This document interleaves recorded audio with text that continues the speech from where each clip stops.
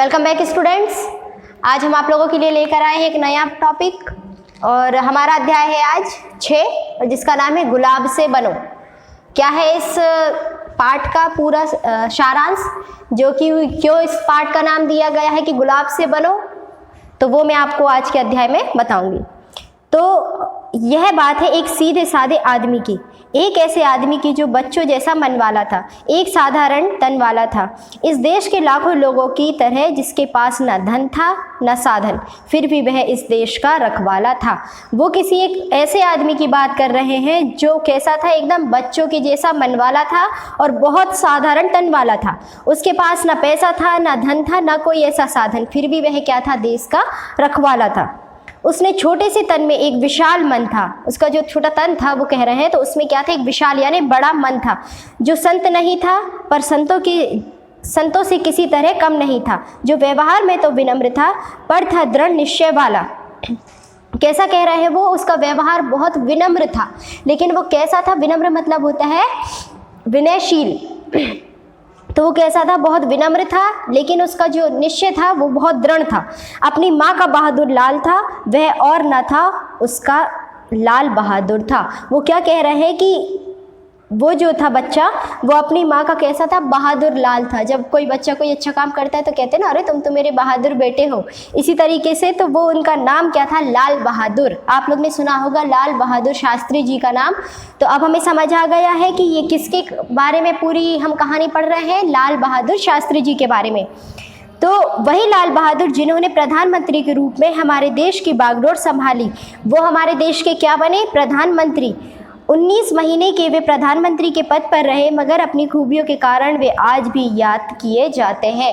वो जब प्रधानमंत्री बने थे तो केवल कितने महीनों के लिए बने थे, 19 महीनों के लिए, लेकिन उन्होंने ऐसे काम किए थे हमारे देश के लिए जिसके कारण हम आज भी उन्हें याद करते हैं। लाल बहादुर बचपन से ही सरल और निर्भीक थे, विपत्तियों में भी साहस नहीं खोते थे। कितनी ही विपत्ति आ जाए, कितना ही कुछ आ जाए, वो अपना मनोबल नहीं खोते थे, अपना साहस नहीं खोते थे।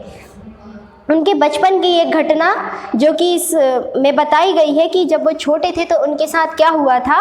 तो एक बार वे साथियों के साथ खेल रहे थे, नज़दीक ही एक बाग था। खेलते खेलते साथियों का मन हुआ क्यों ना उस बाग में जाकर फल तोड़कर खाए जाएं, बड़ा आनंद आएगा। जब वो अपने दोस्तों के साथ खेल रहे थे, अपने मित्रों के साथ खेल रहे थे, तो उनके मित्रों के मन में एक विचार आया कि पास ही में एक बगीचा है, क्यों ना उससे फल तोड़कर खाए जाए, बहुत आनंद आएगा।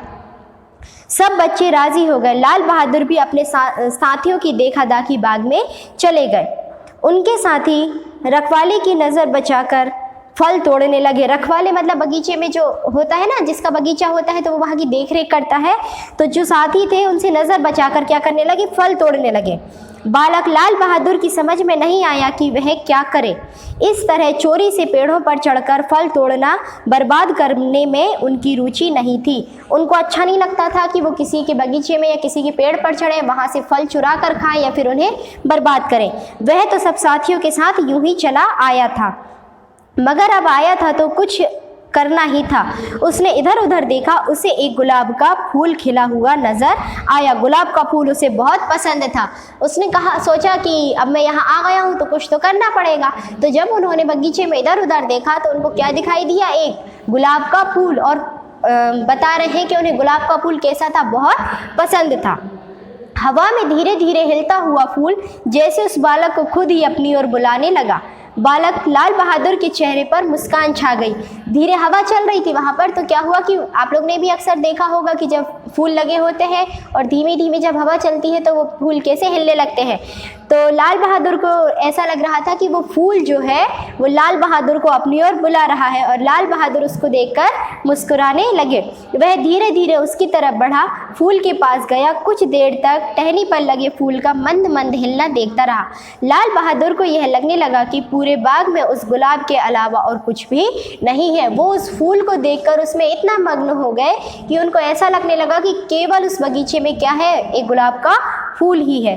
गुलाब ने जैसे एक और गुलाब को पहचान लिया हो। वो अपने स्वयं को भी गुलाब समझ रहे हैं और उस गुलाब के फूल को भी, और वो ये कह रहे हैं कि वो मानो ऐसा कह रहा है जैसे एक गुलाब ने दूसरे गुलाब को पहचान लिया था।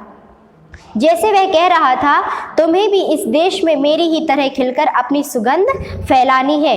बालक लाल बहादुर को वह फूल इतना प्यारा लगा कि उसने उसे तोड़ लिया।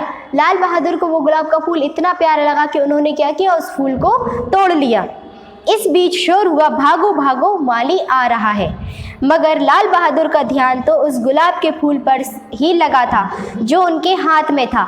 दूसरे बच्चों के भागने का शोर सुना तो बालक लाल बहादुर को लगा कि इसमें भागने की क्या बात है। वह सोचने लगा, बाग में आकर इस तरह फूल तोड़ना उचित था तो भागना क्यों। इस बीच माली वहां आ गया। सभी शरारती बच्चे वहां से भाग चुके थे। माली ने लाल बहादुर को देखा, उसके हाथ में ताजा तोड़ा गया गुलाब का फूल था। उसने बालक लाल बहादुर को पकड़ लिया। बाग को नुकसान पहुंचाने वाले बच्चों से वह खींचा हुआ था। उसने मारने के लिए अपना हाथ उठाया। लाल बहादुर सकपका गए। उनके मुंह से निकल गया, मेरे पिता नहीं हैं, क्यों मारते हो।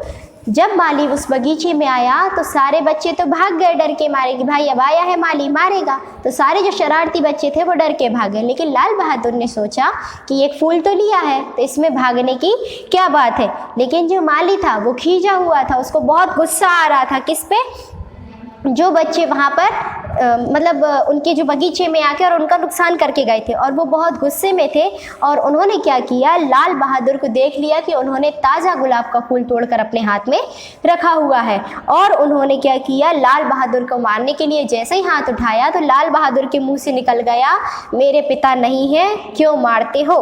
बालक का भोला चेहरा, सरल आंखें देखकर और उसकी बातें सुनकर माली रुक गया। माली ने उस बच्चे को गौर से देखा। उसका गुस्सा पहले से कम हुआ, फिर भी उसकी खींच कम नहीं हुई। वह बोला, जिसके भरोसे थे वे तो तुम्हें छोड़कर भाग गए। सोचो, वे संकट में अपने मित्र को छोड़ गए, वे कैसे साथी हैं। माली ने क्या कहा कि देखो, जिनके भरोसे तुम यहाँ आए थे बगीचे में, वो सब तो तुम्हें छोड़कर भाग गए हैं, तो ऐसे साथी तुम्हारे किस काम के। साथी वही चुनो जो साथ निभा सके। अपने साथियों के साथ वह काम मत करो जिसे गलत समझते हो। तुम्हारे पिता नहीं है, तुम्हारा व्यवहार तो सबसे अच्छा और सबसे खुश करने वाला होना चाहिए, ठीक इस गुलाब की तरह। बालक लाल बहादुर पर इन बातों का गहरा असर हुआ। उस दिन उन्होंने सिर झुकाकर इन बातों को सुना। कभी दोबारा उन्हें ऐसा कोई काम नहीं किया जिससे उसका सिर झुके। जब माली उन्हें डांट रहा था तो क्या हुआ था, उनका सिर जो है वो झुक गया था। तो उन्होंने वहाँ पर एक निश्चय किया कि आज तो मेरा सिर यहाँ झुक गया है, लेकिन मैं आज के बाद ऐसा कोई भी काम नहीं करूँगा जिससे मुझे किसी के सामने सिर झुकाना पड़े। बल्कि उनके कारण सारे देश के लोगों का सिर गर्व से ऊँचा ही हुआ। देश की बगिया के वे ऐसे रखवाले बने कि देश पर व देशवासियों पर उन्होंने आँच भी नहीं आने दी। गुलाब की तरह वे खिले और महके। आज उनके ना रहने पर भी उनकी यादों की सुगंध हमारे मन में रची बसी हुई है। तो हमने अभी जो पाठ पढ़ा है वो किसके बारे में था, लाल बहादुर शास्त्री जी के बारे में, जो कौन थे, हमारे देश के प्रधानमंत्री थे। और कितने महीनों के लिए, तो वो 19 महीनों के लिए हमारे देश के प्रधानमंत्री बने। और उन्होंने हमारे देश में बहुत अच्छे अच्छे काम किए जिनकी वजह से हम उन्हें आज भी याद करते हैं। तो इसमें कुछ ऐसे शब्द आए हुए थे जिनके अर्थ शायद आपको नहीं पता होंगे, तो यहाँ पर उनके हम अर्थ एक बार देख लेते हैं। जैसे विनम्र, विनम्र का मतलब होता है विनयशील। लाल, लाल का मीनिंग होता है बेटा। सरल, सीधा। निर्भीक, निडर। शरारती, बदमाश या नटखट। गर्व, गौरव। संकट, विपत्ति। असर, प्रभाव। नुकसान, क्षति। महके, सुगंध फैलाए। तो ये आप इनके जो अर्थ हैं वो भी देख के समझ सकते हैं। तो इस अध्याय के अंतर्गत आपके सामने कुछ प्रश्न हैं, जो कि पहला है, लाल बहादुर शास्त्री कैसे व्यक्ति थे। लाल बहादुर शास्त्री भारत के किस महान पद पर थे और वे कितने समय तक भारत के प्रधानमंत्री रहे। मैंने आपको पूरा अध्याय पढ़कर सुनाया है, पूरी कहानी सुनाई लाल बहादुर शास्त्री जी के बारे में। तो आपको ये तीनों प्रश्नों के उत्तर खुद ही हल करना है। फिर मिलेंगे नेक्स्ट वीडियो में नए टॉपिक के साथ। Thank you.